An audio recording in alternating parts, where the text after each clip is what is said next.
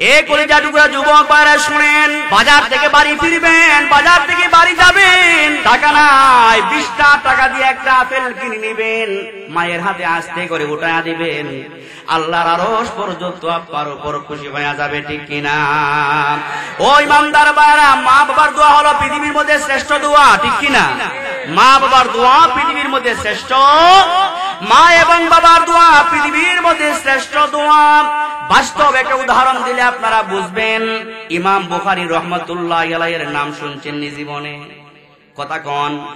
ইমাম বুখারী কোরআনুল কারীমের পরে আসমানি কিতাব আল্লাহর কাছে যেই কিতাবের দাম আসাহুল কুতুবি বাদা কিতাবিল্লাহি তাআলা as-সহিহুল বুখারী, যেই বুখারী শরীফ ইমাম বুখারী রাহমাতুল্লাহ আলাইহি আল্লাহর নবী রওজার পাশে বসে বসে উনি লিখছেন সুবহানাল্লাহ। ইমাম বুখারী রাহমাতুল্লাহ আলাইহি মায়ের দোয়া যে আল্লাহ পাকের কাছে ডাইরেক্ট কবুল হয়ে যায়। ইমাম বুখারী রাহমাতুল্লাহ আলাইহি 7-8 বছরের সময়ে উনি মারাত্মক অসুস্থ হইয়া ওনার 2টা চক্ষু অন্ধ হয়ে গেছে। কি হয়ে গেছে? ইমাম বুখারী 7-8 বছরের সময়ে অসুস্থ হইয়া 2টা চক্ষু ওনার অন্ধ হয়ে গেছে। অন্ধ হওয়ার পরে ওনার মা তো বড় বিপদে পড়লেন, রবের কাছে দোয়া করতেছেন, বারবার দোয়া করতেছেন। সর্বশেষ উনি ওনার মা দোয়া করতেছেন, আল্লাহ, জানামাজে দাঁড়িয়ে আল্লাহ পাকের কাছে দোয়া করতেছেন, আল্লাহ আমার সন্তানকে আপনি চক্ষু ফিরিয়ে দেওয়ার আগ পর্যন্ত আমি আপনার দরবার থেকে হাত ছাড়বো না।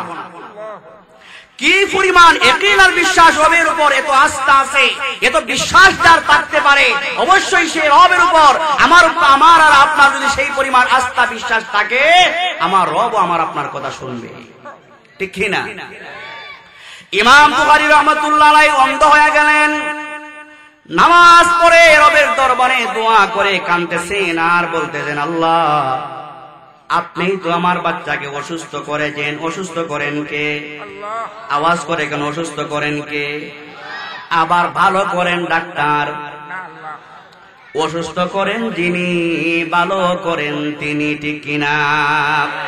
ইমাম বুখারীর মা হাত উঠায় বলতেছে, আল্লাহ আপনি তো আমার বাচ্চাকে অসুস্থ করেছেন, আয় আল্লাহ যতক্ষণ পর্যন্ত আমার বাচ্চার চক্ষু ফিরাইয়া দিবেন না, আমি আমার বাচ্চার মা হয়ে আপনার দরবারে হাত উঠাইলাম, আমার জান চলে গেল, আমার হাত 2টা আপনার দরবার থেকে নামাইব না। সুবহানাল্লাহ। এইভাবে যখন দোয়া শুরু করে দিলেন, হঠাৎ করে দোয়া করতেছেন, এমন সময় ইমাম বুখারী মাত্র 7-8 বছরের বাচ্চা দৌড়ায় যায়, বলতেছে, মা, ও মা, কার কাছে আপনি দোয়া করলেন? আল্লাহ পাক যার কাছে আপনি দোয়া করলেন ওই রব আমাকে পূর্ণ ভালো করে দিয়েছেন। সুবহানাল্লাহ। ইমাম বুখারীকে রব এমন ভালো করে দিয়েছেন, এমন ভালো করে দিয়েছেন। ইমাম বুখারী রাহমাতুল্লাহ আলাইহি লাইটের আলো ছাড়া শুধু চন্দ্রের আলোতে অনেক কিতাব উনি লিখে গেছেন। সুবহানাল্লাহ, সুবহানাল্লাহ। তাহলে মায়ের দোয়া আল্লাহ পাকের কাছে যদি ডাইরেক্ট কবুল হয়ে যায়, বাবা যারা আছেন, এলাকার মা যারা আছেন, ভালো সন্তান চাইলে রবের কাছে দোয়া করার দরকার আছে না নাই? বাবা সন্তান যারা আছেন, আমরা যদি মার খেদমত করি, বাবার খেদমত যদি করি, আপনি আমাকে নেক হায়াত দিবেন কে? ব্যবসায় বরকত দিবেন কে? ব্যবসায় বরকত হয় না, পীরের বন্ড পীরের দরবারে, মহুরাজার দরবারে গরু ছাগল নিয়ে যায়, খাজা বাবার দরবারে গরু ছাগল নিয়ে যায়। এমন ভাই আমাদের আছে না নাই? আওয়াজ করে বলেন, আছে না নাই? আমার ভাইয়েরা, খাজা বাবার দরবারে নেওয়া লাগবে না, মহুরাজার তমুক রাজার নেওয়ার দরবারে লাগবে না। আল্লাহর কসম, আপনার ঘরে যদি আপনার মা থাকে, আপনার বাপজান থাকে, আপনার মায়ের পায়ে ধরে কাঁদেন, বাবার পায়ে ধরে কাঁদেন, আপনার বাবা আপনার মা যদি রবের কাছে যদি ভালো করে বলতে পারে, ওই রব আপনাকে কোটিপতি বানাতে পারে, আপনার ব্যবসায় রব আপনাকে লাভবান বানাতে পারে। পারে না? পারে কি পারে না? আমরা যদি ভালো সন্তান চাই, বাবারা মারা, তাহলে 2 নাম্বার দায়িত্ব হবে দোয়া করা। দোয়ার মাধ্যমে আমরা আল্লাহ পাকের কাছ থেকে ভালো সন্তান আশা করতে পারি কি পারি না? আওয়াজ করে বলেন, ভালো সন্তান আশা করতে পারে কি পারি না? ভালো সন্তান আমরা আশা করতে পারি। দোয়ার মাধ্যমে ভালো সন্তান কেমনে আসবে? আমি একটা উদাহরণ দিলে সহজে বুঝবেন, আল্লাহর কোরআন থেকে দেব। হযরত জাকারিয়া আলাইহিস সালামের নাম অবশ্যই আপনারা শুনেন নাই। জাকারিয়া আলাইহিস সালাম 100 বছর প্লাস হয়ে গেছে, উনি মোটামুটি মুরব্বী হয়ে গেছেন, এখন পর্যন্ত উনার কোনো সন্তান নাই, বৃদ্ধ বয়সে কোনো সন্তান নাই। আল্লাহর বান্দা হযরতে জাকারিয়া আলাইহিস সালাম উনি একদিন মরিয়ম আলাইহিস সালামের রুমে ঢুকলেন, কামরায় ঢুকলেন। মরিয়মের রুমে ঢুইকা, সম্পর্কে উনি খালু ছিলেন, মরিয়মের রুমে ঢুইকা তাকায়া দেখে আল্লাহর বান্দি মৌসুম সারা ফল খাইতেছেন। আগেকার জমানায় তো আর ফ্রিজ ছিল না, এখন তো আর ফ্রিজ আছে, 1 বছরের মাল আরেক বছরও পাওয়া যায়, ঠিক না? আগেকার জমানায় জাকারিয়া পয়গম্বরের আমলে ফ্রিজের ব্যবস্থা ছিল না, ফ্রিজে কোনো ফল ফুল রেখে খাওয়ার মতো সুব্যবস্থা ছিল না। কিন্তু আল্লাহর পয়গম্বর জাকারিয়া আলাইহিস সালাম মরিয়মের কামরায় ঢুইকা দেখলেন আল্লাহর বান্দি মৌসুম সারা ফল খাইতেছেন। যেহেতু উনি আল্লাহর পয়গম্বর, উনি আর বুঝতে বাকি নাই, উনি বুঝতে পারলেন যে মরিয়মকে রব্বুল আলামিন মৌসুম সারা ফল খাওয়াতে পারেন, সেই রব আমাকেও বৃদ্ধ বয়সে সন্তান দিতে, সেই ক্ষমতা আল্লাহর আছে না নাই? আওয়াজ করে বলুন, সেই ক্ষমতা আল্লাহর আছে না নাই? আল্লাহর পয়গম্বর জাকারিয়া আলাইহিস সালাম আল্লাহ পাকের কাছে বারবার দোয়া করতেছেন, রব্বুল আলামিন আমি তো বুড়া হয়ে গেছি, বৃদ্ধ হয়ে গেছি, এখন পর্যন্ত আমার কোনো সন্তান নাই, মেহেরবানি করে আমাকে একজন সন্তান দেন। রব্বুল আলামিন যেই মরিয়মকে আপনি মৌসুম সারা ফল খাওয়াতে পারেন, অবশ্যই আপনি রব্বুল আলামিনের ক্ষমতা আছে আমাকে বুড়া বয়সে সন্তান দিতে পারেন। উনি দোয়া করলেন, রব্বি হাবলি মিনাস সালিহিন, রব্বি হাবলি মিনাস সালিহিন। রবের কাছে উনি সন্তানের জন্য দোয়া করলেন এইভাবে, আল্লাহ আমাকে একজন নেককার সন্তান দেন, নেক সন্তান আমাকে দান করেন। হযরত জাকারিয়া পয়গম্বর দোয়া করলেন, রব আমাকে নেক সন্তান দান করেন। আল্লাহ সুবহানাহু ওয়া তাআলা জাকারিয়া পয়গম্বরের দোয়াটাকে এত সুন্দর করে মঞ্জুর করে নিয়েছেন। উনি আল্লাহ পাক ওহীর মাধ্যমে জাকারিয়া পয়গম্বরকে জানিয়ে দিয়েছেন, ও আমার পয়গম্বর জাকারিয়া, আমি আপনার দোয়াকে কবুল করে নিয়া, মঞ্জুর করে নিয়া এমন সন্তান আপনাকে দান করলাম, যেই সন্তান আপনি জাকারিয়া পয়গম্বরের মতো ভবিষ্যতে পয়গম্বর হবে। সুবহানাল্লাহ। আমার ভাইয়েরা, জাকারিয়া পয়গম্বরের দোয়া রব্বুল আলামিন কবুল করে, মঞ্জুর করে, পয়গম্বর সন্তান যদি তাকে উপহার দিতে পারেন, সেই রব আজও আছে না নাই? সেই রব আজও আছে।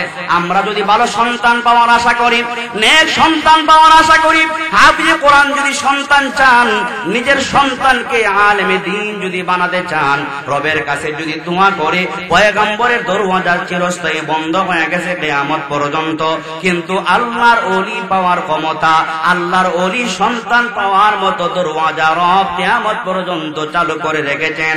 এইজন্য আমার ইমানদার ভাইয়েরা, নেককার সন্তান যদি আমরা চাই, বাবা যারা, মা যারা নেককার সন্তান চাইলে আমাদের 2 নাম্বার দায়িত্ব, রবের কাছে সন্তানের জন্য দোয়া করার দরকার আছে না নাই? নেক সন্তান চাইলে 2 নাম্বার দায়িত্ব বাবাদের কি বললাম? দোয়া করা। 3 নাম্বার দায়িত্ব, ভালো সন্তান যদি চাই, মেয়ে আনলেন, ভালো পর্দাশীল একজন মেয়ে আনলেন ঘরে, আপনার আল্লাহর পাকের কাছে দোয়াও করলেন, আল্লাহ পাক আপনাকে সন্তানও দিয়া দিলেন। এবার বাবা মাদের 3 নাম্বার দায়িত্ব, সন্তানের ডান কানে বাম কানে আযানের ইকামত দেওয়া। সন্তানের ডান কানে বাম কানে কি দেওয়া? এত আস্তে না জুড়ে বলেন, সন্তানের ডান কানে বাম কানে কি দেওয়া? ডান কানে বাম কানে আযান ইকামত দেওয়া। এখন প্রশ্ন হলো, সন্তান তো আর এখন বাসা বাড়িতে হয় না, অধিকাংশ সন্তানই হসপিটালে হয়। কোথায় হয়? জুড়ে কোন কোথায় হয়? অনেকে বলে, হুজুর সন্তানের ডান কানে বাম কানে আযান দেওয়ার তো কোনো সিস্টেম পাইলাম না, সুযোগ পাইলাম না। মা এক বিল্ডিং এ আর সন্তান। গত 3 দিন আগে বানিয়াচুঙ্গের এক হসপিটালে আমি ছিলাম, নিজের সন্তান অসুস্থ ছিলাম। বাস্তবে ওই কথাটা আমার বুঝে আসছে। সন্তান, নবজাতক সন্তান ভূমিষ্ঠ হইছে, সন্তান নতুন বিল্ডিং এ, আর মা হইছে ওই বিল্ডিং এ। তাহলে জিজ্ঞেস করলাম, সন্তান কোথায়? বলে সন্তান ওই বিল্ডিং এ আছে, মা ওই বিল্ডিং এ। সিজার হইছে তো চিন্তা করেন আমার ভাইয়েরা, এই যে আমরা হাসপাতালে নিয়ে যে সিজারের মাধ্যমে সন্তান যে আমরা দুনিয়াতে আসার সিস্টেম একটা আমরা জারি করলাম, এই জারি করার দ্বারা সন্তানের ডান কানে না দেওয়া হয় আযান, না দেওয়া হয় কি? ইকামত। এই যে আমরা আযানের ইকামত দিতে পারি না, এই জন্য অধিকাংশ সন্তানরা বড় হলেও জিন ভূতে কষ্ট দেয়। দেয় কি দেয় না? জুড়ে বলেন জিন বুঝে কষ্ট দেয় কি দেয় না? আপনারা সচেতন মুসলমান, বুঝে শুনে একটা উত্তর দিবেন। আপনারা আজমিরগঞ্জের মানুষ, আমিও আজমিরগঞ্জ উপজেলার মানুষ, আওয়াজ করে বলবেন আজমিরগঞ্জ উপজেলায় গরু ছাগলের সিজার হওয়ার জন্য হাসপাতাল কয়টা বানানো আছে? বানিয়াচুঙ্গে কয়টা? হবিগঞ্জে আছে? আছে। কিন্তু বানিয়াচুং, আজমিরগঞ্জ, হবিগঞ্জ, সিলেট, টোটাল দুনিয়াতে আমার আপনার মাদের জন্য সিজারের ব্যবস্থা করার জন্য হাসপাতাল আছে না নাই? হাসপাতাল রেডি আছে না নাই? আপনার আওয়াজ করে বলবেন, ইমানের শক্তি থেকে উত্তর দিবেন, যেই রব মায়ের পেটে সন্তানই ছিল না, যেই মায়ের পেটে সন্তানই ছিল না, ওই মায়ের পেটে স্বামী আর স্ত্রীর উভয়ের মাধ্যমে সামান্য নাপাক পানি খেয়ে যেই রব জমাট রক্ত বানাতে পারেন, এই জমাট রক্তকে যে রব গুস্ত বানাতে পারেন, গুস্তের টুকরাকে আস্তে আস্তে করে যেই রব সুন্দর মানুষ, লাকাদ খালাকনাল ইনসান ফি আহসানি তাকওয়িম, আল্লাহ মানুষ বানাতে পারেন, ওই রব 9 মাস 10 দিন পরে সন্তান যখন ভূমিষ্ঠ হওয়ার সময় আসে সিজার ছাড়া ওই রব কি সন্তান বের করার মতো ক্ষমতা আল্লাহর নাই? জুড়ে বলুন আল্লাহর আছে না নাই? তাহলে আমার মায়েরা সিজারের জন্য এত পাগল, 1 মাস 2 মাস আগে হসপিটাল রেডি, অ্যাম্বুলেন্স রেডি, টাকা না থাকলে সুদের উপর টাকা এনে ব্যাংকে রেডি রাখে। রাখে কি রাখে না? বর্ষা করব কার উপর? জোরে বলেন, বর্ষা করব কার উপর? এখানে মুরব্বী যারা আছেন, আপনাদের মা বা আমাদের তো মা আছে, আমরা তো 3 ভাই 3 বোন, কই আমাদের মা তো সিজার লাগে নাই। মুরব্বী যারা আছেন বলুন তো দেখি, কয়জন বাবা এখানে আছেন, কয়জন সন্তান আছেন যে আপনার মার সিজারের প্রয়োজন হয়েছে? ইদানিং কালে অনেক মহিলারা এমন আছে, ফ্যাশনের কারণে, নিজের ফ্যাশনের কারণে হাসপাতালে ভর্তি হইয়া সিজার না লাগলেও ডাক্তার বলে সিজার লাগবে না, বলে না আমার সিজার করেন। এমনও মহিলা আছে, আমি পাইছি। আছে না নাই? জোরে বলুন আছে না নাই? আরে সিজারের মাধ্যমে যে সন্তান আসে, একটা কথা বলি, বিনা সিজারে যে সন্তানটা আসে, মায়ের পেট থেকে ওই রেহেম থেকে যে জীবাণু বা রক্তগুলা ময়লাগুলা বের হয়, এই ময়লা আবর্জনায় আল্লাহ পাক এমন কি রাখছেন, অ্যান্টিবায়োটিক আল্লাহ তাআলা এমন আবর্জনা রেখে দিয়েছেন, সন্তান যখন ওই রাস্তা দিয়ে আসে, সন্তানের শরীরে যখন ওই ময়লা আবর্জনাগুলা লাগে, আল্লাহ পাক এর বরকতে সন্তানকে আলসার, ক্যান্সার, বড় বড় রোগ থেকে আল্লাহ তাআলা শিফা দিয়ে দেয়। তাহলে মা এবং বাবাদের 3 নাম্বার দায়িত্ব, ভালো সন্তান চাইলে কি করব? দোয়া করব। জোরে বলে কি করব? ডান কানে বাম কানে কি দিব? আজান দিব। 1 নম্বরে ভালো মার দরকার, 2 নম্বরে দোয়া করার দরকার, 3 নম্বরে বাবাদের দায়িত্ব মা এই সন্তানের ডান কানে বাম কানে কি দেওয়া? আজান দেওয়া। অনেকে তো আজান দেওয়ার লাগে মসজিদের ইমামকে আনে না? আজান দেওয়ার জন্য মসজিদের ইমামকে আনতে হবে, মুয়াজ্জিনকে আনতে হবে। যদি ইমাম মুয়াজ্জিন না আসে, চাকরি শেষ। আরে বাবা, আজান দেওয়ার জন্য তো ইমাম মুয়াজ্জিন লাগে না। আর আপনার সন্তানের কারণে আজান আর ইকামত দেওয়ার জন্য কি ইমাম মুয়াজ্জিন আপনি রাখছেন নাকি? এটার জন্য তো আর ইমাম আর মুয়াজ্জিন না। ইমাম আর মুয়াজ্জিনকে যথাযথ সম্মান দিতে হবে। আপনার ইমাম আর খতিব নামাজের জন্য, বয়ানের জন্য আপনার ইমাম আর খতিবকে যথাযথ সম্মান দিলে এলাকার সম্মান বাড়িয়ে দিবেন কে? অনেক এলাকা আছে, অনেক মুতওয়াল্লি আছে, অনেক মসজিদ কমিটি আছে, মসজিদের ইমাম আর খতিবকে নিজের গোলাম মনে করে।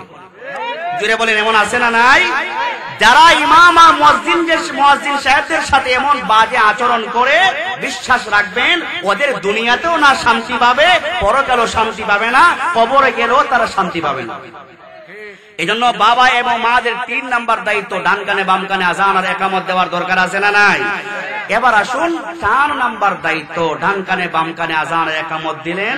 এবার 7 নাম্বার দিনে আমাদের দায়িত্ব হবে সন্তানের মাথাগুলা মুন্ডানো, চুলগুলা ফেলে দেওয়া।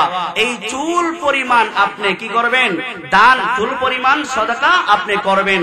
আর একটা কাজ আছে 7 নাম্বার দিনে, আপনার সন্তানের একটা ইসলামী নাম রাখা। জুড়ে বলেন কি নাম রাখা? আপনারা কি রাগ করতেছেন?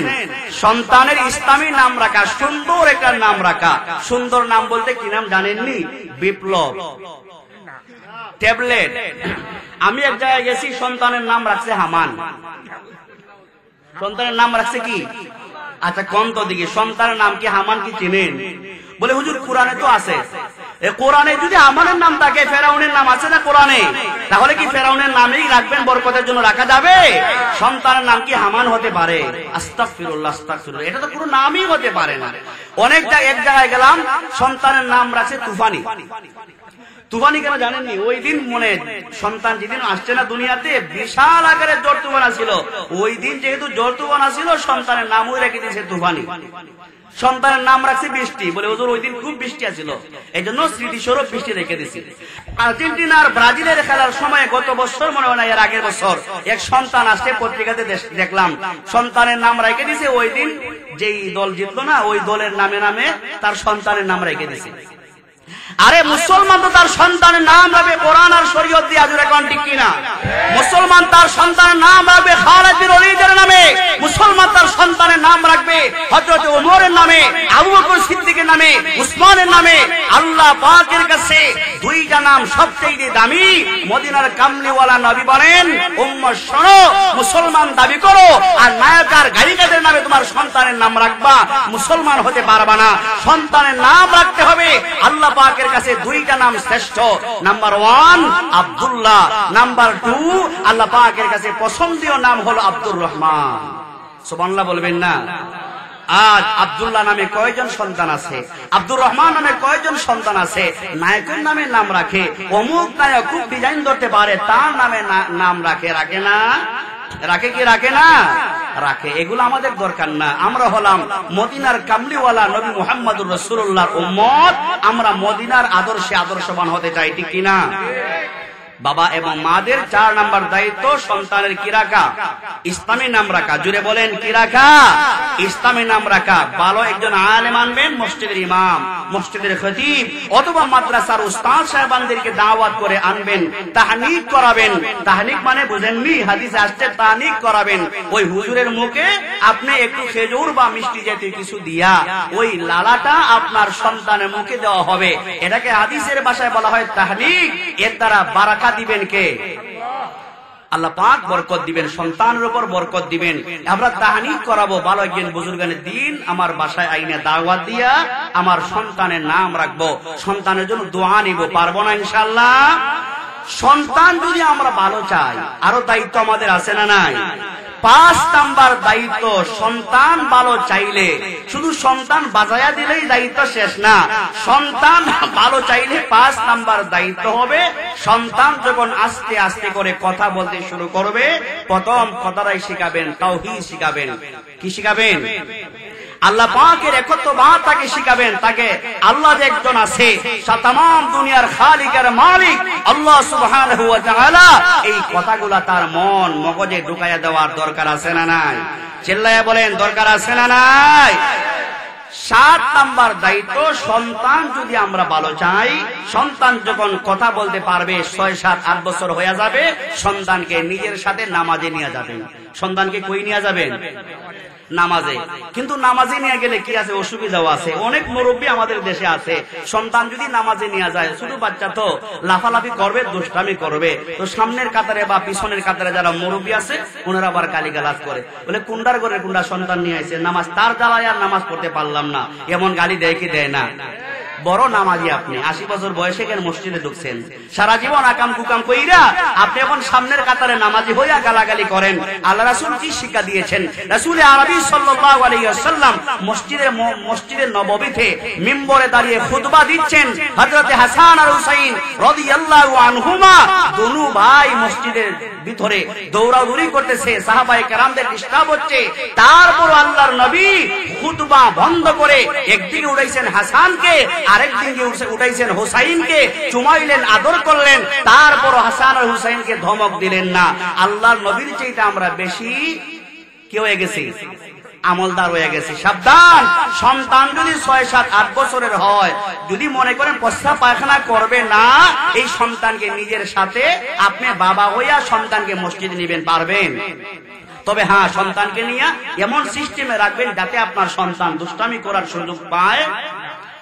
আরো অনেক দায়িত্ব আছে। 8 নাম্বার সর্বশেষ একটা দায়িত্ব বলি, যেহেতু 2টা সাবজেক্ট। শেষ দায়িত্বটা, সন্তান যখন বড় হবে, প্রথম যে আপনি শিক্ষা দিবেন তাকে আপনি আল্লাহর কোরআন শিখাবেন। কি শিখাবেন? আরো জোরে বলেন, কি শিখাবেন? আল্লাহর কোরআন শিখাবেন, দ্বীন শিখাবেন, প্রয়োজনীয় আপনি ধর্মীয় জ্ঞান তাকে শিক্ষা দিবেন। আপনার সন্তানকে যদি প্রয়োজনীয় জরুরিয়াত যে ধর্মীয় জ্ঞানগুলো আছে, এই জ্ঞানগুলাই যদি আপনার সন্তানকে না শিখান, ভার্সিটির মাল বানাতে পারবেন, কলেজের মাল বানাতে পারবেন, আপনি ইউনিভার্সিটিতে পড়াতে পারবেন, মগর আপনি বাবা 1000 কোটি টাকা রাইকা সন্তানকে দিয়া যাবেন, ওই সন্তান আপনি মারা গেলে জানাজা পড়ায়ও দিতে পারবেন না। জোরে কোন ঠিক কিনা?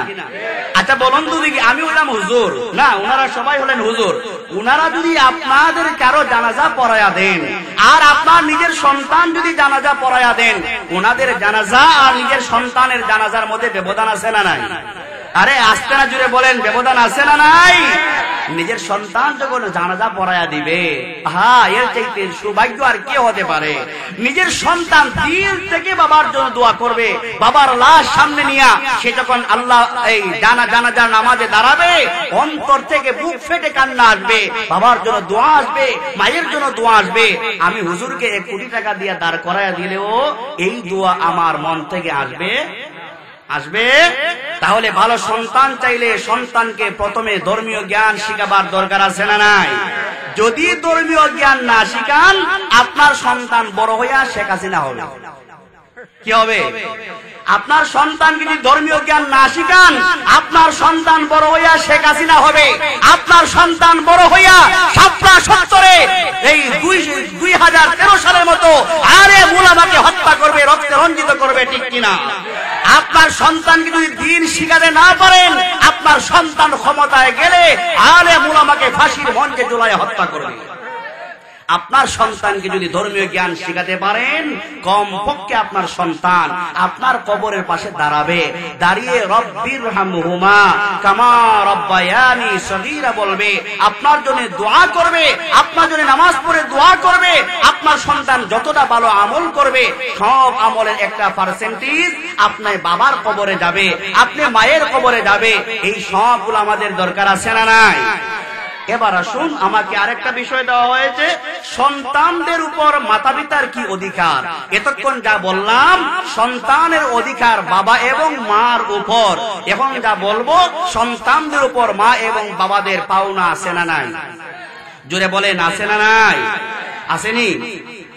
আল্লাহ রাব্বুল আলামিন বলেন, وَقَضَى رَبُّكَ أَلَّا تَعْبُدُوا إِلَّا إِيَّاهُ وَبِالْوَالِدَيْنِ إِحْسَانًا إِمَّا يَبْلُغَنَّ عِندَكَ الْكِبَرَ أَحَدُهُمَا أَوْ كِلَاهُمَا। আল্লাহ সুবহানাহু ওয়া তাআলা সূরা বনী ইসরাঈলের 23 নম্বর আয়াতে স্পষ্টভাবে আল্লাহ ঘোষণা করেছেন, ওয়া কাযা রাব্বুকা আল্লা তা'বুদু। আল্লাহ বলে, বান্দা, আমি রবের চূড়ান্ত সিদ্ধান্ত, আমি রবের ফাইনাল সিদ্ধান্ত, আল্লাহ তা'বুদু ইল্লা ইয়া, একমাত্র আমি রব ছাড়া আর কারো গোলামি করা যাবে না। ইবাদত বন্দেগী আমরা যার করব একমাত্র তিনি কে? আল্লাহ ছাড়া কারো গোলামি করা যাবে না। অনেক ভাই এমন আছে আল্লাহর গোলামি করে আবার মাজারে যায় সেজদা করে, আছে না নাই? আছে না নাই? এই আয়াতের ব্যাখ্যায় লেখা হয়েছে, আল্লাহর গোলামি ছাড়া ভিন্ন কারো গোলামি করা যাবে না। আল্লাহর উপর যারা ঈমান এনেছি, গোলামি করতে হবে একমাত্র আল্লাহ পাকের। আল্লাহ পাক তারপরে যেই সাবজেক্টের উপর আলোচনা করেছেন, আল্লাহ বলেন, ওয়া বিল ওয়ালিদাইনি ইহসানা। আল্লাহ তাআলা এই আয়াত নাযিল করে জানিয়ে দিয়েছেন, বান্দা শোনো, আমি রবের হুকুম মানা যেমন ফরজ, আমার গোলামি করা যেমন বান্দা বান্দীদের উপর ফরজ করা হয়েছে, প্রতিটা সন্তানের উপর মা বাবার যথাযথ হক আদায় করাকে আল্লাহ ফরজ করে দিয়েছেন। জোরে কান সুবহানাল্লাহ। তো আল্লাহ সুবহানাহু ওয়া তাআলা বলতেছেন, ওয়া বিল ওয়ালিদাইনি ইহসানা। এই আয়াতে আল্লাহ ইনসাফা শব্দ ব্যবহার করতে পারতেন, ওয়া বিল ওয়ালিদাইনি ইনসাফা, কিন্তু ইনসাফা শব্দ ব্যবহার না করে আল্লাহ বলে দিয়েছেন, ওয়া বিল ওয়ালিদাইনি ইহসানা। বান্দা, আমি রবের ইবাদত বন্দেগীর পরে তোমরা তোমাদের মা বাবাদের বাবাদের সাথে ভালো ব্যবহার করতে হবে নির্দেশ দিয়েছেন কে? প্রতিটা সন্তানের উপর মা এবং বাবাদের উপর ভালো ব্যবহার করতে হবে। এই আদেশটা কি মোল্লার না আল্লাহ? আওয়াজ করে বলেন, আদেশটা কি মোল্লার না আল্লাহ? মা এবং বাবাদের সাথে ভালো ব্যবহার করতে হবে। ইহসানা, ইনসাফ বলা হয় আপনি আমার সাথে ভালো ব্যবহার করেছেন, আমিও আপনার সাথে ভালো ব্যবহার করব। কিন্তু ইহসান বলা হয় আপনি যতই খারাপ আচরণ আমার সাথে করেন, আমি সন্তান হইয়া বাবার সাথে মার সাথে আমি খারাপ আচরণ করতে পারি না। নির্দেশটা একমাত্র যার, তিনি হলেন আল্লাহ পাক। এটা আল্লাহ পাকের চূড়ান্ত সিদ্ধান্ত। মা এবং বাবারা যদি সন্তানের হক আদায় না করে, অবশ্যই 100% কিয়ামতের ময়দানে সেই মাকে বাবাকে আসামির কাতারে দাঁড়াতে হবে। কোথায়? আসামির কাতারে দাঁড়াতে হবে। ইদানিং কালে তো অনেক মায়েরা আছে নিজের বাচ্চাকে দুধ পান করায় না, আছে না নাই? আছে না নাই? 2-3 মাস দুধ পান করায়, তারপরে খালাস বলে আর না। কেন? আপনি মা হইয়া আল্লাহ কোরআনে ডাইরেক্ট আয়াত নাযিল করে দিয়েছেন, কমপক্ষে সন্তানকে 2 বছর দুধ পান করাতে হবে। আপনাকে কমপক্ষে 2 বছর দুধ পান করাতে হবেই। যদি কোনো মা তার সন্তানকে 2 মাসের আগে দুধ পান করা থেকে সে বিরত হয়ে যায়, খুদার কসম ওই সন্তান যখন বড় হবে, ওই সন্তান বড় হইয়া অবশ্যই সে তার মায়ের হক আদায় করবে না। আদায় করবে? আপনি আগেই তো আপনার সন্তানের হক নষ্ট করে দিয়েছেন। ভবিষ্যতে আপনি ওই সন্তান থেকে ভালো ব্যবহার পাওয়ার আশা করা বোকামি ছাড়া কিছু নয়। আমার ইমানদার ভাইয়েরা, আল্লাহ রাব্বুল আলামিন জানিয়ে দিয়েছেন ওয়াবিল ওয়ালিদাইনি ইহসানা। বান্দা মা এবং বাবাদের সাথে তোমরা ভালো ব্যবহার করবা। তারপরে আল্লাহ কত সুন্দর করে ওয়াজ করে বুঝাইতেছেন, ও বান্দা ভালো করে শোনো, ইম্মা ইয়াবলুগান্না ইনদাকাল কিবারা আহাদুহুমা আও কিলাহুমা। আমার কলিজা টুকরা যুবক ভাইরা শুনেন, যার ঘরে মা আছে, যার ঘরে বাপজান আছে, আপনাদের শোনা দরকার। আল্লাহ পাক বলেন, বান্দা ইম্মা ইয়াবলুগান্না ইনদাকাল কিবার, বান্দারে তোমার জীবিত অবস্থায়, তোমার হায়াতের ভিতরে তোমার মা বাবা যদি বৃদ্ধ হয়ে যায়, তোমার বাবা যদি বৃদ্ধ হয়ে যায়, তোমার মা যদি বৃদ্ধা হয়ে যায়, অথবা তোমার মা বাবাদের মধ্য থেকে একজন যদি তোমার জীবিত অবস্থায় বুড়া হয়ে যায়, ও বান্দা তোমার বাবা মা বুড়া হওয়ার কারণে, বৃদ্ধ হওয়ার কারণে, বাবা বুড়া হয়ে গেছে, কানে শুনে কম আছে না নাই? আরো জোরে কোন। বাবা যখন বয়সের কারণে বুড়া হয়ে যায়, মুরব্বী হয়ে যায়, বাবা কানে শুনে না, একটা কথা বারবার সন্তানকে প্রশ্ন করে কি করে না? করে না? বাবা বুড়া হয়ে যাওয়ার কারণে কানে শুনে না, কানটা দুর্বল হয়ে গেছে, কানে শুনে না। এই জন্য সন্তানকে বারবার ডিস্টার্ব করে, বারবার প্রশ্ন করে।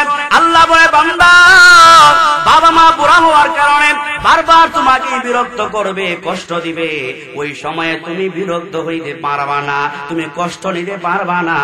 কষ্ট নিয়া এমনকি উফ শব্দটা পর্যন্ত বলতে পারবা না।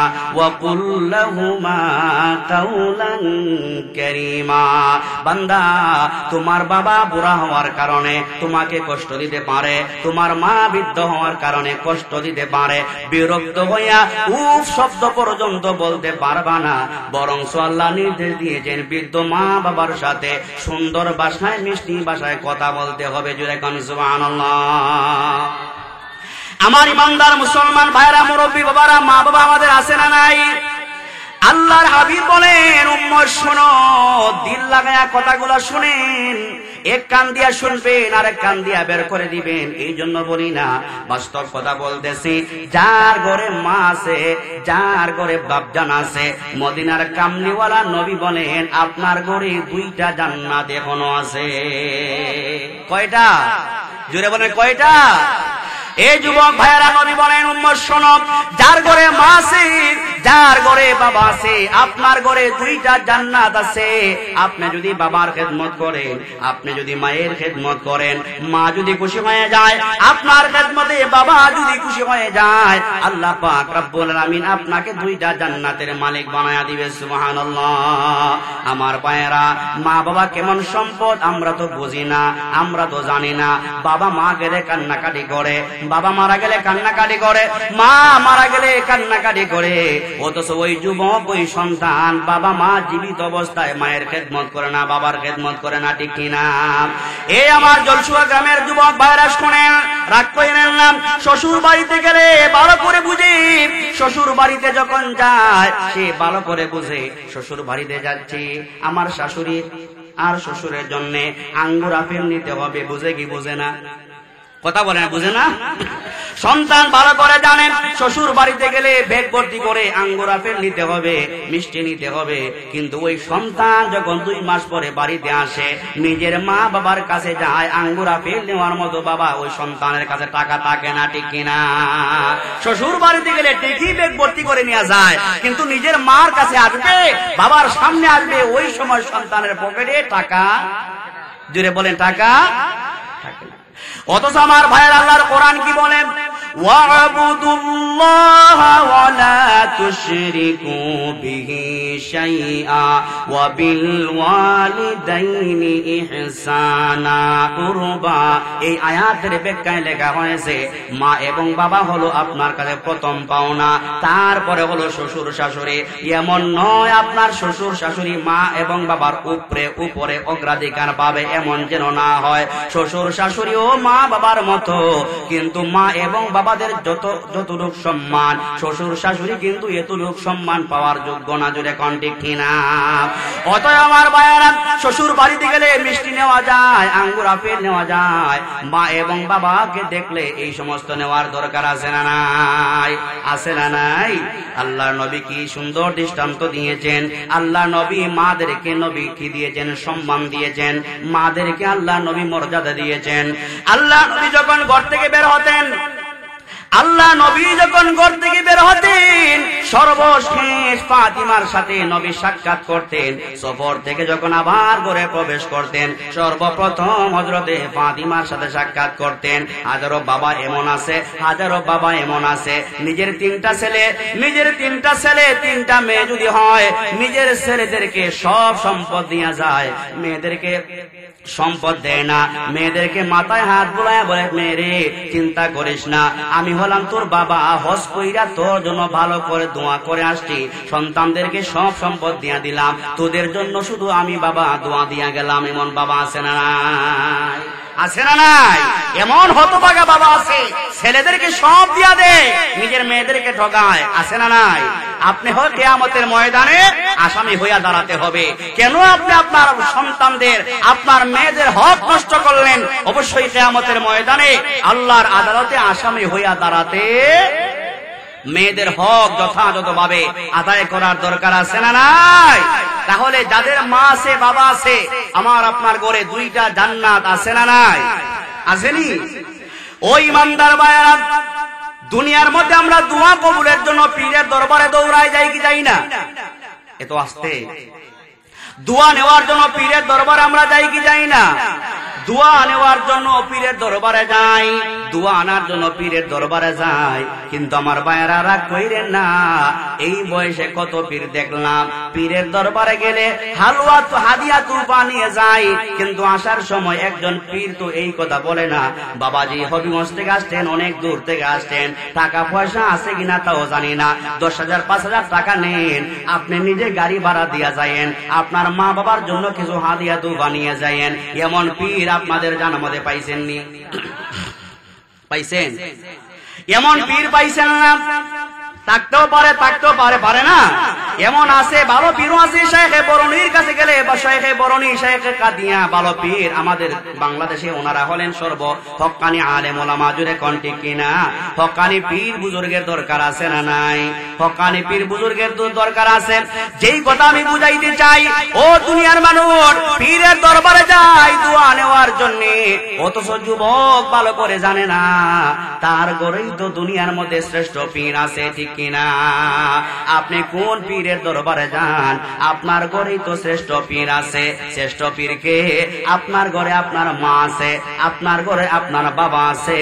সারা দুনিয়ার সকল পীরের দোয়াকে যদি এক পাল্লায় রাখা হয়, আপনার বাঙ্গা ঘরের গরিব মাকে যদি এক পাল্লায় রাখা হয়, সারা দুনিয়ার পীরের দোয়া আল্লাহর আরশে মঞ্জুর হওয়ার আগে আপনার ঘরে ঘরের বিদ্যা মায়ের দোয়া রবের আরশে মঞ্জুর হয়ে যায়।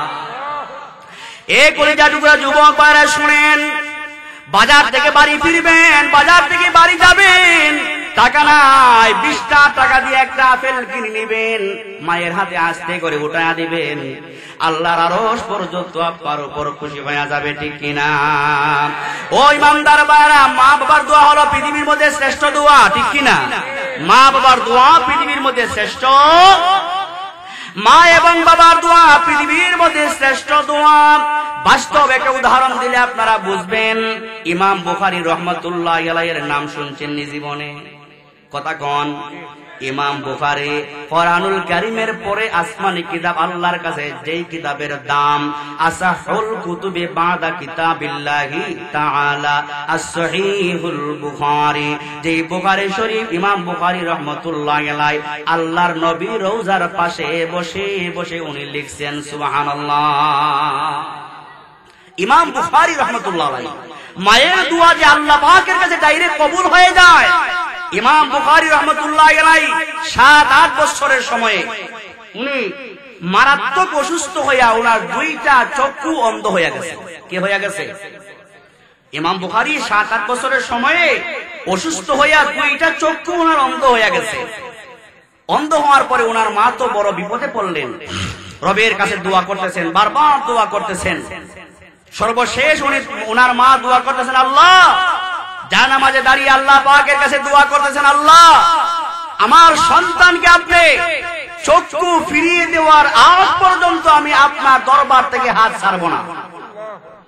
কি পরিমাণ ইয়াকিন আর বিশ্বাস রবের উপর, এত আস্থা আছে, এত বিশ্বাস যার থাকতে পারে, অবশ্যই সেই রবের উপর আমার আর আপনার যদি সেই পরিমাণ আস্থা বিশ্বাস থাকে, আমার রব আমার আপনার কথা শুনবে, ঠিক কি না? ইমাম বুখারী রাহমাতুল্লাহি আলাইহি অন্ধ হয়ে গেলেন, নামাজ পড়ে রবের দরবারে দোয়া করে কাঁদতেছেন আর বলতেছেন, আল্লাহ আপনি তো আমার বাচ্চাকে অসুস্থ করেছেন, অসুস্থ করেন কে? আওয়াজ করে কেন? অসুস্থ করেন কে? আবার ভালো করেন ডাক্তার, অসুস্থ করেন যিনি, ভালো করেন তিনি, ঠিক কিনা? ইমাম বুখারীর মা হাত উঠায় বলতেছে, আল্লাহ আপনি তো আমার বাচ্চাকে অসুস্থ করেছেন, আয় আল্লাহ যতক্ষণ পর্যন্ত আমার বাচ্চার চক্ষু ফিরাইয়া দিবেন না, আমি আমার বাচ্চার মা হয়ে আপনার দরবারে হাত উঠাইলাম, আমার জান চলে গেল, আমার হাত 2টা আপনার দরবার থেকে নামাইব না। সুবহানাল্লাহ। এইভাবে যখন দোয়া শুরু করে দিলেন, হঠাৎ করে দোয়া করতেছেন, এমন সময়ে ইমাম বুখারী মাত্র 7-8 বছরের বাচ্চা দৌড়ায় যায়, বলতেছে, মা, ও মা, কার কাছে আপনি দোয়া করলেন? আল্লাহ পাক যার কাছে আপনি দোয়া করলেন ওই রব আমাকে পূর্ণ ভালো করে দিয়েছেন। সুবহানাল্লাহ। ইমাম বুখারীকে রব এমন ভালো করে দিয়েছেন, এমন ভালো করে দিয়েছেন। ইমাম বুখারী রহমাতুল্লাহি আলাইহি লাইটের আলো ছাড়া শুধু চন্দ্রের আলোতে অনেক কিতাব উনি লিখে গেছেন। সুবহানাল্লাহ, সুবহানাল্লাহ। তাহলে মায়ের দোয়া আল্লাহ পাকের কাছে যদি ডাইরেক্ট কবুল হয়ে যায়, বাবা যারা আছেন, এলাকার মা যারা আছেন, ভালো সন্তান চাইলে রবের কাছে দোয়া করার দরকার আছে না নাই? বাবা সন্তান যারা আছেন, আমরা যদি মার খেদমত করি, বাবার খেদমত যদি করি, আপনি আমাকে নেক হায়াত দিবেন কে? ব্যবসায় বরকত দিবেন কে? ব্যবসায় বরকত হয় না, বন্ড পীরের দরবারে, মহুরাজার দরবারে গরু ছাগল নিয়ে যায়, খাজা বাবার দরবারে গরু ছাগল নিয়ে যায়। এমন ভাই আমাদের আছে না নাই? আওয়াজ করে বলেন, আছে না নাই? আমার ভাইয়েরা, খাজা বাবার দরবারে নেওয়া লাগবে না, মহুরাজার তমুক রাজার নেওয়ার দরবারে লাগবে না। আল্লাহর কসম, আপনার ঘরে যদি আপনার মা থাকে, আপনার বাপজান থাকে, আপনার মায়ের পায়ে ধরে কাঁদেন, বাবার পায়ে ধরে কাঁদেন, আপনার বাবা আপনার মা যদি রবের কাছে যদি ভালো করে বলতে পারে, ওই রব আপনাকে কোটিপতি বানাতে পারে, আপনার ব্যবসায় রব আপনাকে লাভবান বানাতে পারে। পারে না? পারে কি পারে না? তাহলে খেদমত করবো কার? পীরের না মায়ের? আওয়াজ করে কোন? পীরের খেদমত করব না মায়ের খেদমত করব? মায়ের খেদমত করব। পারবো না? জোরে বলেন পারবো না? আরেকটা উদাহরণ আপনাদেরকে দেই। রাসূলের একজন সাহাবী, বড় মহব্বতের সাহাবী, যেই সাহাবী সবচেয়ে বেশি হাদিস বর্ণনা করেছেন, সাইয়েদনা হযরতে আবু হুরায়রা রাদিয়াল্লাহু আনহু। বিরক্ত হন আপনারা? কষ্ট লাগে আপনাদের? সাইয়েদনা হযরতে আবু হুরায়রা রাদিয়াল্লাহু আনহু, উনার মা ছিলেন বৃদ্ধা, রাসূলের কাছে বসা। এমন সময় রাসূলের কাছে পয়গাম আসছে যুদ্ধ করার জন্য। সংক্ষেপে বলতেছি, রাসূল পাক সাল্লাল্লাহু আলাইহি ওয়াসাল্লাম সব সাহাবায়ে কেরামদেরকে বলেন, যাও বাড়িতে যাও, যুদ্ধের পোশাক যুদ্ধের অস্ত্র নিয়ে রেডি হয়ে আসো। সব সাহাবীরা বাড়িতে যাইয়া যুদ্ধের পোশাক লাগালেন, অস্ত্র হাতে নিয়ে রওনা হয়ে গেলেন। হযরতে আবু হুরায়রা উনি উনার নিয়ম মাফিক বাড়িতে গেলেন, মায়ের কাছে গেলেন। মায়ের কাছে যেয়ে বলতেছে, মা অনেকদিন আপনি কষ্ট করেছেন, আল্লাহ নবী যুদ্ধের ময়দানে আমাকে ডেকেছেন, আমি পারমিশন দেন, আমি যুদ্ধে যেতে হবে। মার কাছে বলতেছেন। মা তার সন্তানের মাথায় হাত বুলিয়ে বলতেছেন, বাবা তুমি তো ভালো করে জানো আমি তোমার একমাত্র বিদ্যা মা, তুমি যুদ্ধে গেলে আমার কোনো আপত্তি নাই, কিন্তু সন্তান যুদ্ধে যায় শহীদ হলেও আমার আপত্তি নাই, আমি একজন শহীদের মা হয়ে আসনের মাঠে দাঁড়াতে পারবো, কিন্তু সন্তান যুদ্ধের ময়দানে গেলে আমি যে একা হয়ে যাব, আমার খেদমতের কেউ নাই, এজন্য আমি তোমার রাসূলের কাছে অনুরোধ করব, আমার খেদমত করো, যুদ্ধে যাওয়ার পারমিশন আমি মা তোমাকে দিতে পারি না। হযরতে আবু হুরায়রা রাদিয়াল্লাহু আনহু বারবার মায়ের কাছে অনুরোধ করে বলতেছেন, মা পারমিশন দিয়া দেন, যুদ্ধে চলে যাই, আমার মন চায় যুদ্ধের ময়দানে যাইয়া শহীদ হইয়া যায়। ও মা, যুদ্ধের ময়দানে যাইয়া শহীদ যদি হতে পারি, আমি একজন শহীদ হইয়া আল্লাহর সামনে দাঁড়াতে পারবো, আপনি একজন শহীদের মা হইয়া রবের সামনে দাঁড়াতে পারবেন। বারবার বলার পরে হযরতে আবু হুরায়রা বারবার মাকে বলতেছেন, অনুরোধ করতেছেন, কিন্তু আবু হুরায়রার মা শেষ পর্যন্ত, লাস্ট পর্যন্ত পারমিশন দিলেন না, পারমিশন উনি দিলেন না। কিন্তু হযরতে আবু হুরায়রা মায়ের পারমিশনটা না নিয়া, মায়ের পারমিশন না নিয়া ও যুদ্ধের অস্ত্রটা হাতে লইয়া, যুদ্ধের পোশাকটা লাগাইয়া আল্লাহ নবীর দরবারে রওনা হয়ে গেলেন। বিষয়টা বুঝছেন? হযরতে আবু হুরায়রা রাসূলের খেদমতে রওনা হয়ে গেলেন। ওই দিকে হযরতে আবু হুরায়রার মা বুড়া মানুষ অন্য রাস্তা দিয়া দ্রুত গতিতে দৌড়াইয়া মদিনার কামলিওয়ালা নবীর দরবারে যায় হাজির। সুন্দর করে সালাম দিলেন, সালাম বিনিময় করে বললেন, ইয়া রাসূলুল্লাহ, ইয়া হাবিবাল্লাহ, ওগো আল্লাহ নবী, আমি জানি আপনি হলেন রাহমাতুল লিল আলামিন। ওগো আল্লাহ নবী, আমার একমাত্র সন্তান আবু হুরায়রা, যুদ্ধে যাইতে আমার কোনো আপত্তি নাই, কোনো বাধা নাই, কিন্তু ইয়া রাসূলুল্লাহ, আমার ছেলে যদি যুদ্ধের ময়দানে যায় আমি বড় একা হয়ে যাব, আমার খেদমতে না আর কেউ নাই। গো আল্লাহর নবী, আপনি রাহমাতুল লিল আলামিনের কাছে দরখাস্ত করলাম, আমার সন্তানটা কিছুক্ষণের মধ্যে আপনার কাছে হাজির হয়ে যাবে। ইয়া রাসূলুল্লাহ, আমার সন্তানটাকে যুদ্ধে না পাঠাইয়া দয়া করে আপনি রাহমাতুল লিল আলামিন আমার সন্তানটাকে আমার বাড়িতে পাঠাবেন আমার খেদমত করার জন্য। সুবহানাল্লাহ। রাহমাতুল লিল আলামিন কেমন রাহমাতুল লিল আলামিন? একটু পরেই হযরতে আবু হুরায়রা আল্লাহ নবীর দরবারে যায় হাজির, সালাম বিনিময় করলেন। নবী আমার ডেকে বললেন, ও আবু হুরায়রা শোনো, যুদ্ধের পোশাক লাগাইয়া অস্ত্র নিয়ে আসছো, যুদ্ধের পোশাক লাগিয়ে আসছো যুদ্ধে যাবার জন্য। এরা আমার সাহাবী আবু হুরায়রা শোনো, তোমার ঘরে একমাত্র তোমার মা জননী ছাড়া আর কেউ নাই, যুদ্ধের পারমিশন তোমাকে আমি রাসূল দিতে পারি না, তোমার মায়ের নিষেধ। আবু হুরায়রা, যুদ্ধে যাওয়ার কোনো প্রয়োজন নাই, যে রাস্তা দিয়ে আসছো ওই রাস্তা দিয়ে সোজা তুমি বাড়িতে চলে যাও। হযরত আবু হুরায়রা বলেন, ইয়া রাসূলুল্লাহ, ইয়া হাবিবাল্লাহ, ওগো আল্লাহর নবী, আমি না যুদ্ধে যাইতে চাই, যুদ্ধের ময়দানে যাইয়া শহীদ হতে চাই, আর না হয় রাজি হইয়া ফিরতে চায়। আল্লাহ নবী বললেন, সাহাবীরা শোনো, যুদ্ধে যাওয়ার কোনো প্রয়োজন নাই, সোজা বাড়িতে যাও, বাড়িতে যাইয়া তুমি তোমার বৃদ্ধা মায়ের খেদমত চালিয়ে যাও। আমি রাসূল তোমাকে কথা দিলাম, তোমার মায়ের খেদমত করে করে তোমার মাকে যদি তুমি খুশি করে দিতে পারো, আমি রাসূল তোমাকে ঘোষণা দিলাম, তোমার মায়ের খেদমতের বদৌলতে রব্বুল আলামিন অবশ্যই তোমাকে জান্নাতের মালিক বানায়া দিবে। সুবহানাল্লাহ।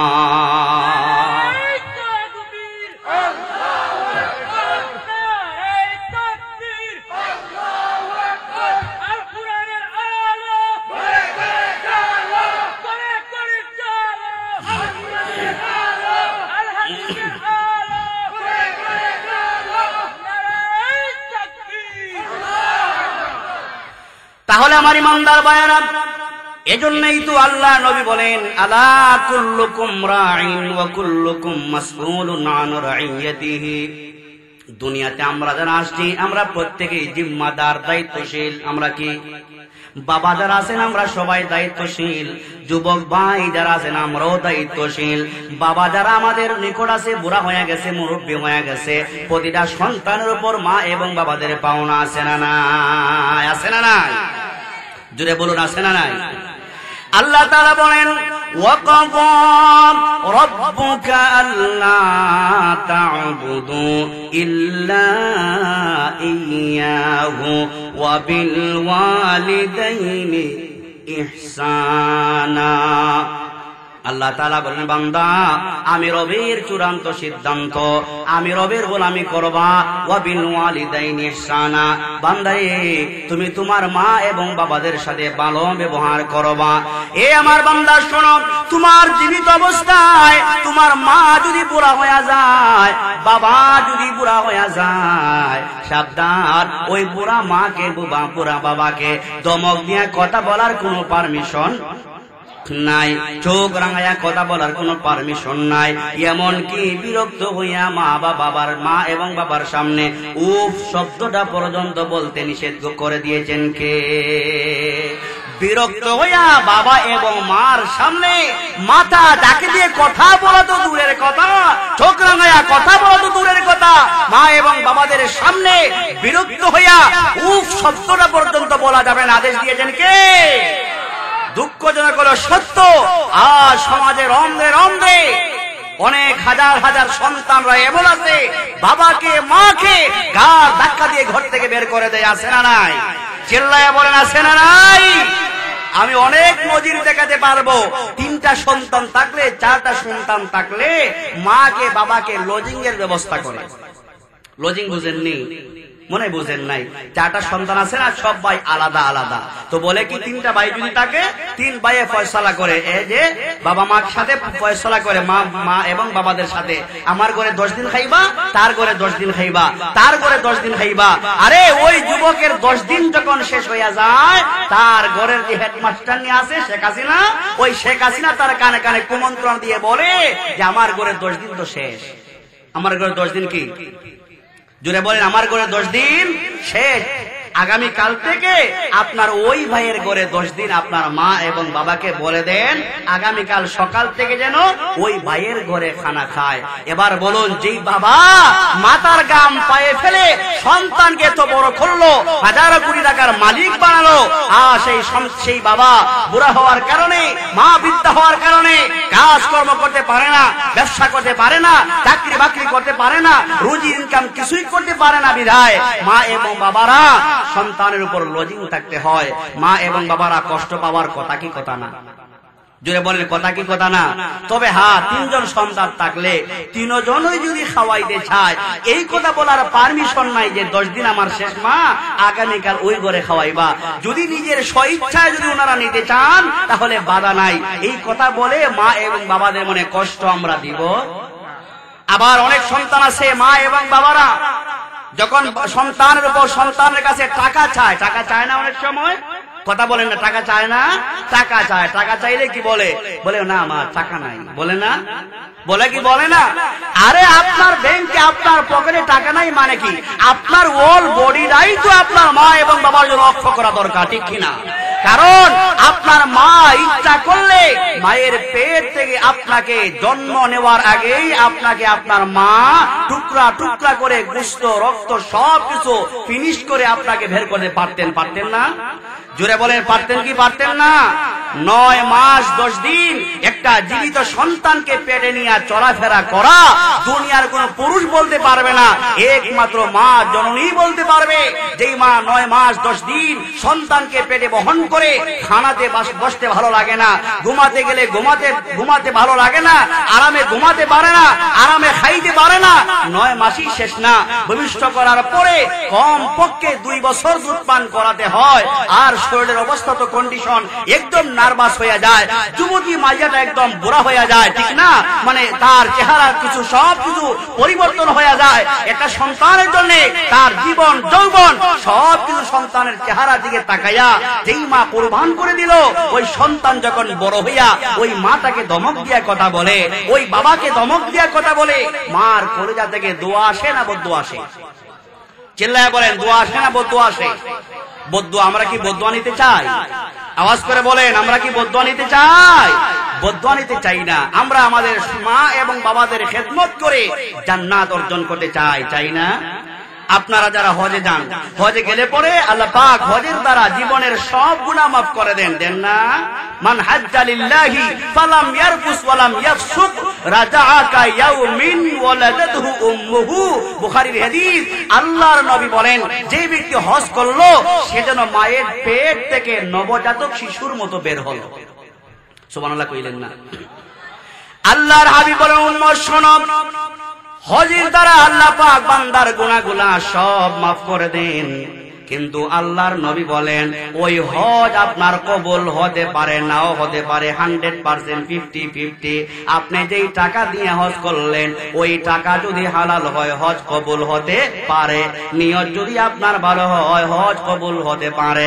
আল্লাহর হাবিব বলেন, উম্মত শোনো, হজ করলে গুনাহ মাফ হয়, আবার হজ কবুল হতে পারে, নাও হতে পারে, কিন্তু উম্মত তুমি শোনো, যেই ঘরে মা আছে বাবা আছে, ওই সন্তান যদি, যেই সন্তান মায়ের চেহারার দিকে মায়ার নজরে তাকায়, যেই সন্তান মায়ের চেহারার দিকে মায়ার নজরে তাকায়, আল্লাহ পাক রব্বুল আলামিন ওই সন্তানের আমল নামায় কবুল হজের সওয়াব লিখে দেন।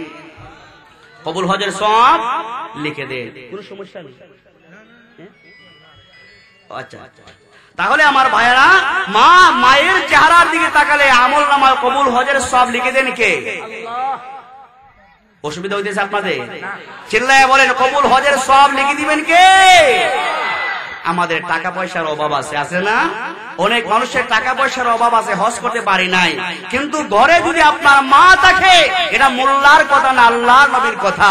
নবী বলেছেন, যার ঘরে মা আছে ওই সন্তান যদি বৃদ্ধা মায়ের চেহারার দিকে মায়ার নজরে তাকায়, মার চেহারার দিকে সদয় নজরে তাকায়, যতবার আপনি মায়ের নজরে তাকাবেন, মায়ের চেহারার দিকে তাকাবেন, ততবার কবুল হজের সব আমল নামায় লিখে দিবেন কে?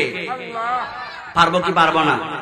ওই মাকে, যেই মায়ের দিকে তাকালে কবুল হজের সওয়াব হয়, ওই মার মনে কষ্ট দিলে গুনাহ হবে না? আওয়াজ করে বলেন, গুনাহ হবে কি হবে না?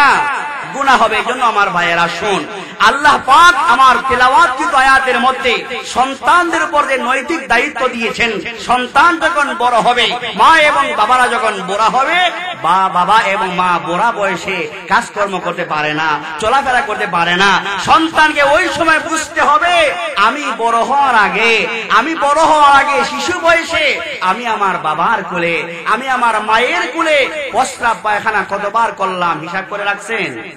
এই যুবক ভাইরা বলেন, যারা আমরা যুবক আছি, মায়ের কোলে আমরা কত হাজার বার প্রস্রাব পায়খানা করেছি, ক্যালকুলেটর দিয়ে হিসাব করে রাখছেন? কথা বলেন না, হিসাব করে রাখছেন? হিসাব করে রাখেন নাই। কিন্তু আজ সেই মা বুড়া হওয়ার কারণে ঘরে প্রস্রাব পায়খানা করে, অনেক বাবা এমন আছে, অনেক ভাই এমন আছে, বউয়ের কুসল্লায়, বউয়ের কুপরামর্শে সব মা ঘরে প্রস্রাব পায়খানা করে। এই কারণে বাবা সহ্য করতে পারে না, মাকে বাবাকে অন্য ঘরে দিয়া দেয়। আছে না নাই? কলিজা ফেটে দোয়া আসবে না, বদদোয়া আসবে। এই বদদোয়ার ফলে তোমার জীবন যৌবন সংসার সবকে আল্লাহ তছনছ করে দিবেন। জোরে কোন ঠিক কিনা? বাবা এবং মা এমন সম্পদ। আমি যখন ছোট ছিলাম মায়ের কোলে 1000 বার প্রস্তাব করলাম, একটা দিন তো মা আমাকে ফেলে দেয় নাই, একটা দিন তো মা আমাকে বকা দেয় নাই, একটা দিন তো মা আমাকে মাথা ঢাকি দিয়ে বকা দেয় নাই, গালি দেয় নাই, বিছানা থেকে লাফ দিয়ে ফেলেও দেয় নাই। বরং ওই মা সন্তান প্রস্রাব পায়খানা করলে মা তার সন্তানকে কোলে উঠাইয়া জামা কাপড় না থাকলে নিজের জামাটায় তার সন্তানকে উঠাইয়া নেয়। তারপর মা ওই ভিজে জায়গায় বৈশা থাকে, সন্তানকে মা কষ্ট দিতে চায় না। আওয়াজ করে কোন ঠিক কিনা? হাজার হাজার মারা কষ্ট করে রাতের পর রাত। এখন যে প্রচন্ড শীত, এই শীতের সিজনে যদি কোনো সন্তান দুনিয়াতে আসে তার মায়ের কি পরিমাণ যে কষ্ট হবে একমাত্র মা জননী জানে। ওই সন্তান যখন বড় হবে, ওই সন্তান ভবিষ্যতে বড় হইয়া যদি মাকে বাবাকে ধমক দিয়া কথা বলে, তার জীবন সংসার সুন্দর হতে পারে? জুড়ে বলেন, সুন্দর হতে পারে? পারে না।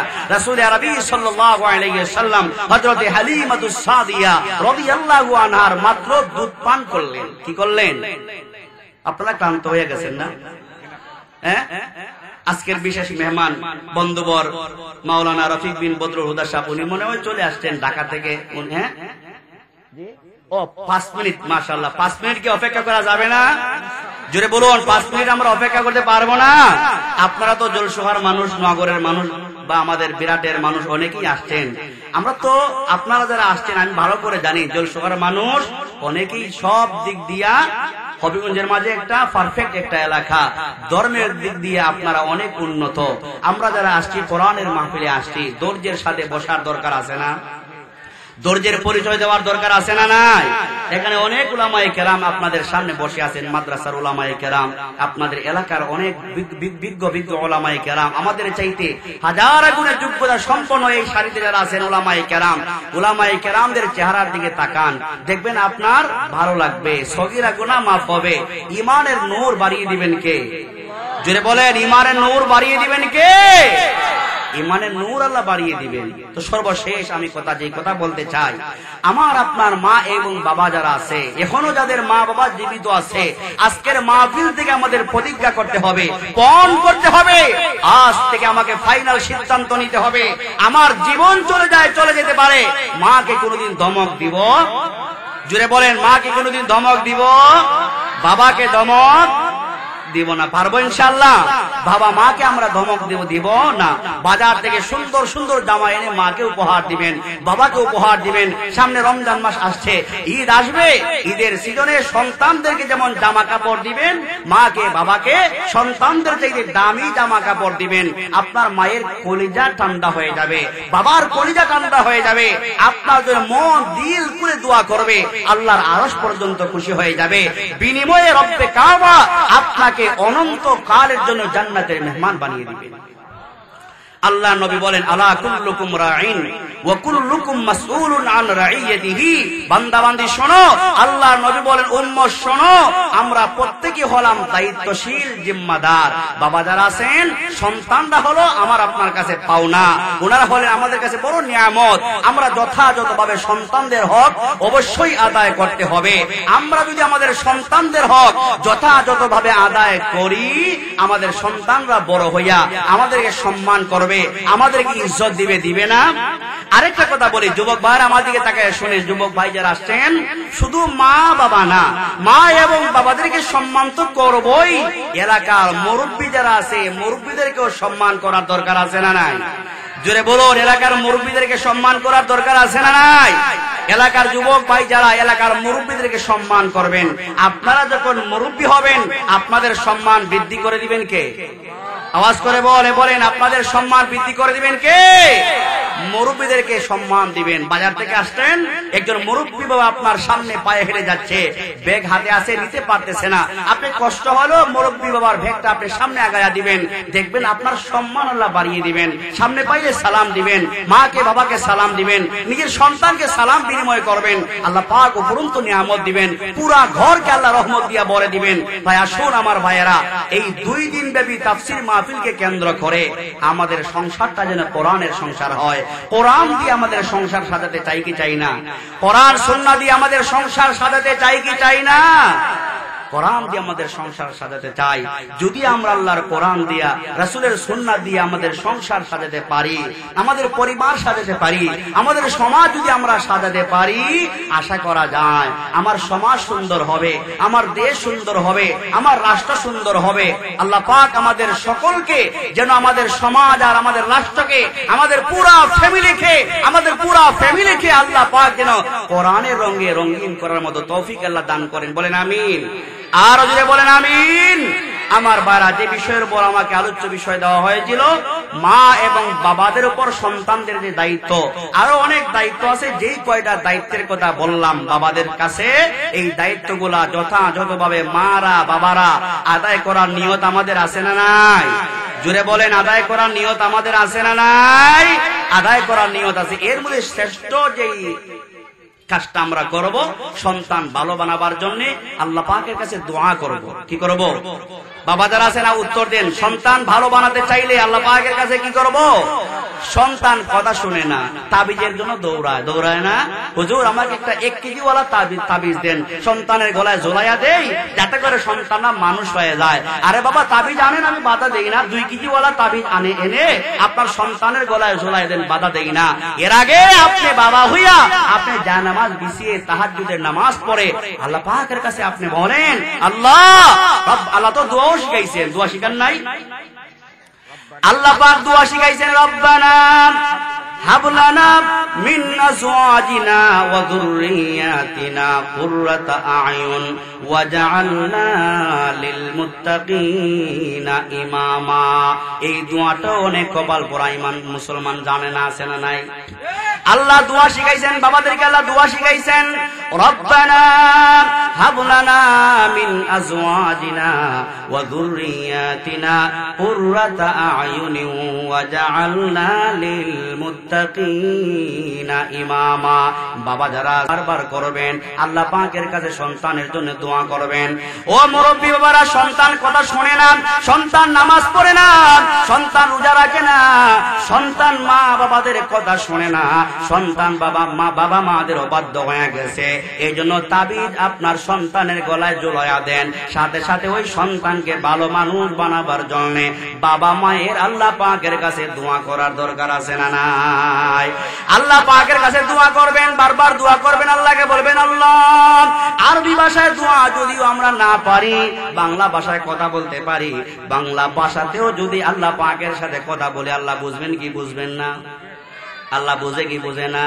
পৃথিবীতে এমন কোন ভাষা নাই যেই ভাষা আল্লাহ বুঝে না। এমন কি সমুদ্রের পিপিল, এই যে আমাদের সামনে পিপিলিকা হাঁটে, পিপিলিকার ভাষাটাও আমাদের রব সবকিছু বুঝে, ঠিক কিনা? আমরা যদি আল্লাহর কাছে দোয়া করি, আল্লাহ আমার সন্তান আমার কথা শুনে না, স্কুলে যায় না, মাদ্রাসায় যায় না, লেখাপড়া করে না, আমার সাথে বেয়াদবি করে, গাঁজা খায়, ইয়াবা খায়, বড় দুষ্টামি করে, বড় কি করে, মাস্তানি করে, কথাবার্তা শুনে না, মাথা ঝাঁকি দিয়ে কথা বলে, আয় আল্লাহ আপনি ছাড়া আমার কথা শোনার মতো আর কেউ নাই, দয়া করে আমার সন্তানটাকে আপনি ভালো মানুষ বানায়া দেন, আমার সন্তানটাকে আমার সন্তান বানায়া দেন, নেক সন্তান বানায়া দেন, বাধ্যগত বানায়া দেন, নামাজি বানায়া দেন, দিনদার বানায়া দেন।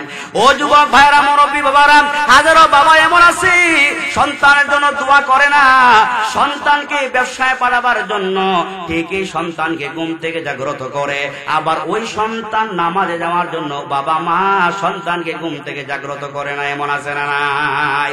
সন্তান যদি ভালো মানুষ বানাতে চান, ব্যবসায় সন্তানকে পাঠাবার জন্য ঘুম থেকে জাগাইতে পারেন, ওই সন্তান নামাজের সময়ে সন্তানকে আদর কইরা মায়া কইরা নামাজের জন্য সন্তানকে ঘুম ভাঙাবার দরকার আছে না নাই? আছে না নাই?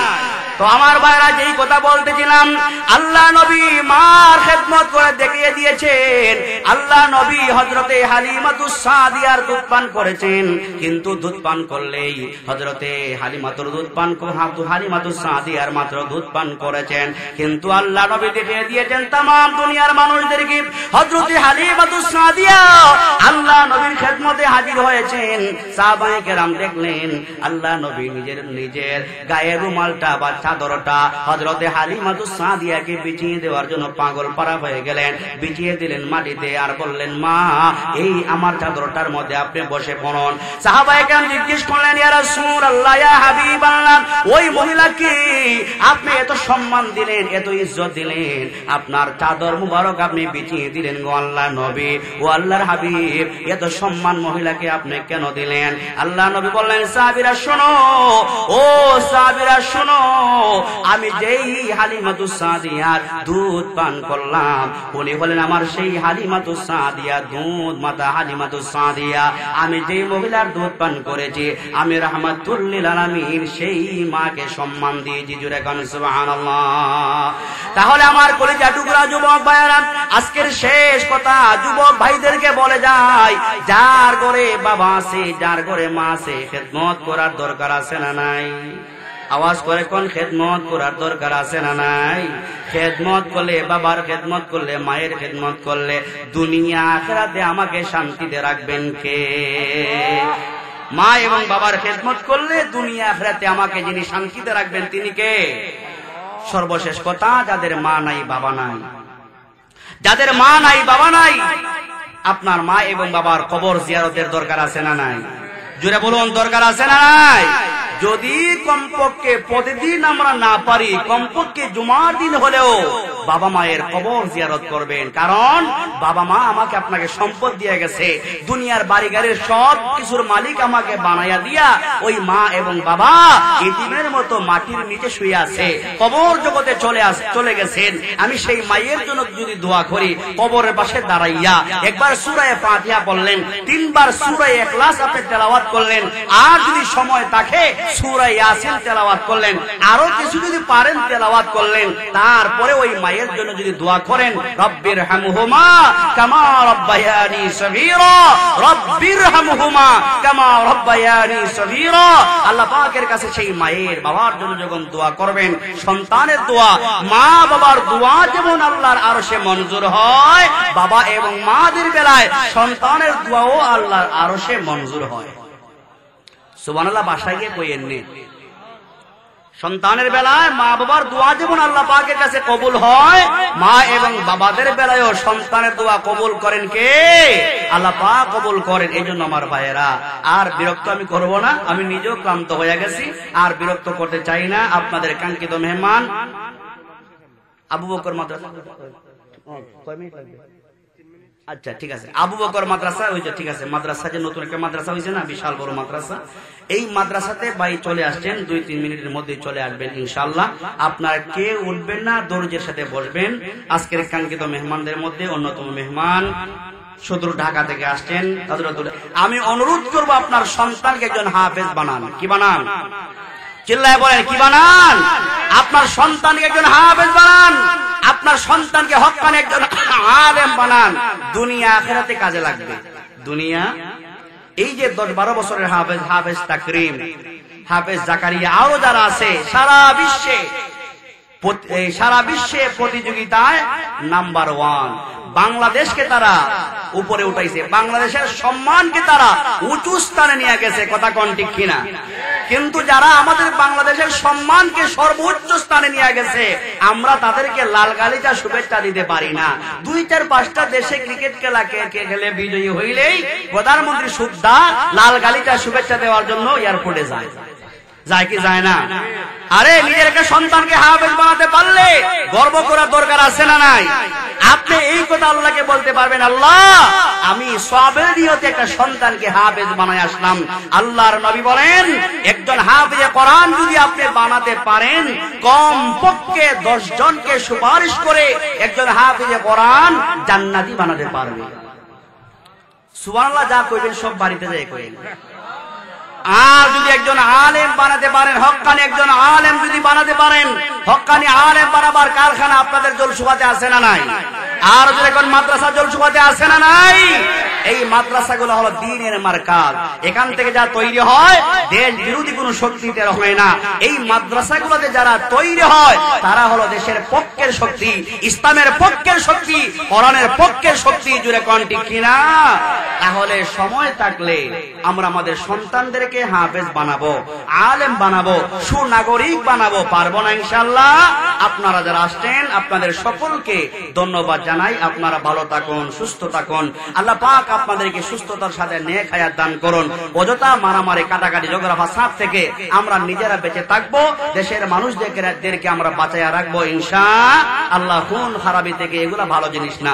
আমরা নিজেরাও বেঁচে থাকবো, আমরা এলাকার সকলকে আমরা বোঝায়া আমরা তাদেরকে এই সমস্ত আকাম কুকাম থেকে বাঁচাইয়া রাখার চেষ্টা করব।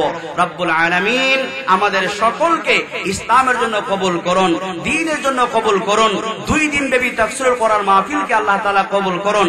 যারা টাকা পয়সা, জ্ঞান, বুদ্ধি, শ্রম দিয়া, সময় দিয়া এই 2 দিন ব্যাপী তাফসীর মাহফিলকে সুন্দর করে সাজিয়েছেন, তাদের জন্য মন খুলে দোয়া করার দরকার আছে না নাই? আরে চিল্লায় বলেন, তাদের জন্য মন খুলে দোয়া করার দরকার আছে না নাই?